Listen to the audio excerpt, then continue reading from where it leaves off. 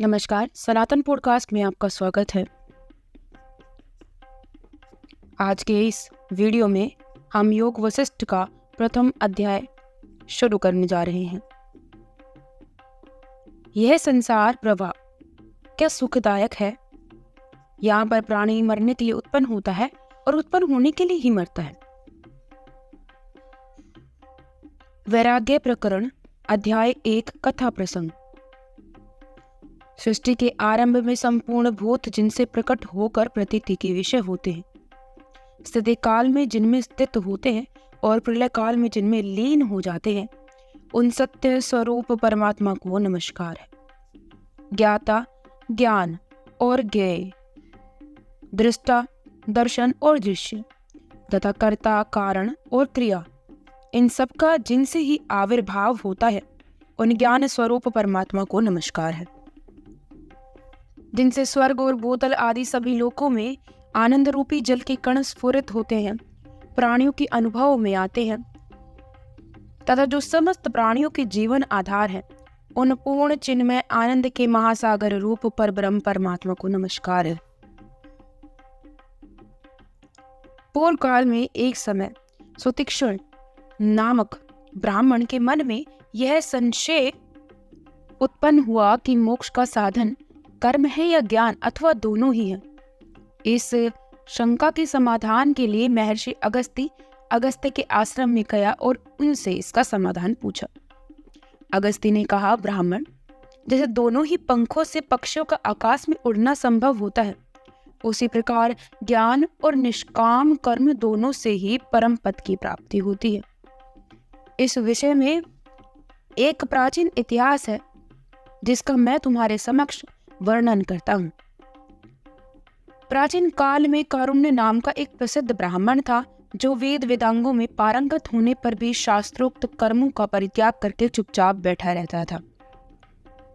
जब उसके पिता अग्निवेश ने इसका कारण पूछा तो कारुण्य ने कहा कि पिताजी, एक और श्रुति और स्मृति ने आजीवन अग्निहोत्र और संध्या उपासना रूपी प्रवृत्ति रूप धर्म का विधान किया है, तथा दूसरी श्रुति कहती है कि न धन से और न संतान के उत्पादन से ही मोक्ष सिद्ध होता है।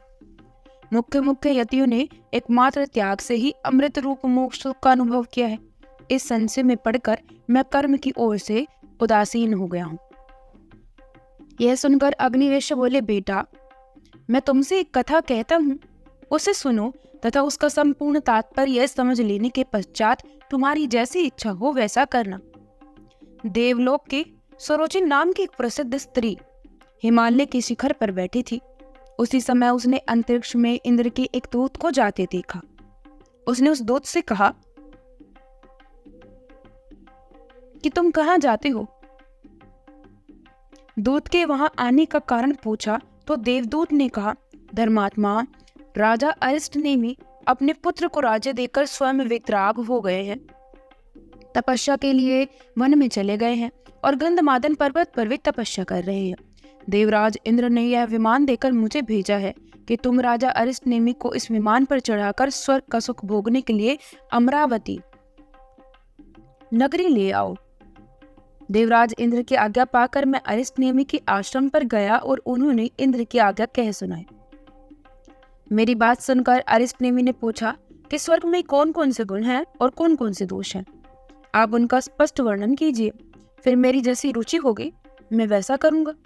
मैंने कहा, स्वर्ग में जीव अपने पुण्य कर्मों के अनुसार उत्तम सुख का भोग करता है। उत्तम गण से उत्तम स्वर्ग की प्राप्ति होती है, मध्यम पुण्य से मध्यम स्वर्ग मिलता है और निम्न श्रेणी के पुण्य से निम्न श्रेणी का स्वर्ग मिलता है। स्वर्ग में भी परस्पर ईर्ष्या, स्पर्धा, असहिष्णुता होती है। पुण्यों का क्षय हो जाने पर वे जीव पुनः इस मृत्यु लोक में प्रवेश करते हैं और पार्थिव शरीर धारण करते हैं। मेरी बात सुनकर राजा ने उत्तर दिया, जहाँ ऐसा फल प्राप्त होता है उस स्वर्ग लोक में मैं जाना नहीं चाहता। आप अपना विमान लेकर देवराज इंद्र के पास चले जाइए, आपको नमस्कार है। उसका यह उत्तर सुनकर मैं देवराज इंद्र के पास पुनः लौट गया और यह वृतांत जो का त्यों कह सुनाया। तब देवराज ने मुझे पुनः भेजा और कहा कि उस विरक्त राजा को आत्मज्ञान की प्राप्ति हेतु महर्षि वाल्मीकि के आश्रम में ले जाओ तथा उन्हें मेरा यह संदेश देना कि इस वीतराग तथा स्वर्ग की इच्छा न रखने वाले नरेश को आप तत्व ज्ञान का उपदेश दीजिए। ये जन्म मरण रूप संसार से पीड़ित है, अतः आपके दिए हुए तत्व ज्ञान के उपदेश से इन्हें मोक्ष प्राप्त होगा। देवराज की आज्ञा पाकर मैं पुनः राजा अरिष्टनेमि के पास गया तथा उन्हें वाल्मीकि आश्रम में ले गया। वहां उन्हें देवराज का संदेश कह सुनाया। वहां पहुंचकर वाल्मीकि द्वारा उनकी कुशल क्षेम पूछने के बाद राजा अरिष्टनेमि ने कहा कि भगवान, आप तो धर्म के तत्व का ज्ञान जानते हैं, आप विद्वानों में श्रेष्ठ हैं। कृपया करके बताइए कि संसार बंधन के दुख से मुझे जो पीड़ा हो रही है उससे किस प्रकार मेरा छुटकारा होगा। वाल्मीकि ने कहा, राजन, मैं तुम्हें अखंड रामायण की कथा कहूंगा, जिसे सुनकर हृदय में धारण कर लेने पर तुम जीवन मुक्त हो जाओगे। यह रामायण महर्षि वशिष्ठ और श्री राम के संवाद के रूप में वर्णित है। मैं तुम्हें अधिकारी मानकर यह कथा सुनाता हूँ। राजा ने पूछा, तत्व ज्ञानियों में श्रेष्ठ महामुनि, ये श्री राम कौन है? उनका स्वरूप कैसा है? वे किसके वंशज हैं? वे बद्ध थे या मुक्त? पहले आप मुझे इसका ज्ञान प्रदान कीजिए। वाल्मीकि ने कहा, स्वयं भगवान श्रीहरि ही शाप के पालन के बहाने राजा श्री राम के रूप में अवतीर्ण हुए थे। वे सर्वज्ञ होने पर भी शापवश अज्ञान से युक्त हो गए थे।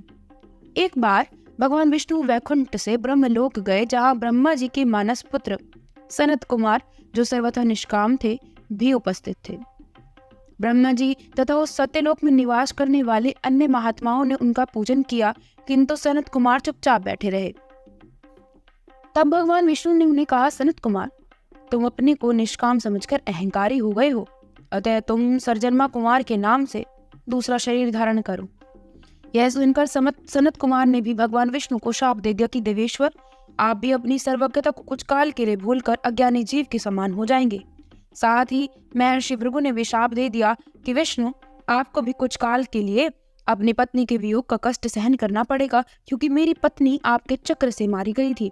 इस प्रकार सनत कुमार और भृगु के शापवश भगवान विष्णु मनुष्य रूप में अवतीर्ण हुए। अब तुम्हारे प्रश्नों के उत्तर दे रहा हूँ, सावधान होकर सुनो।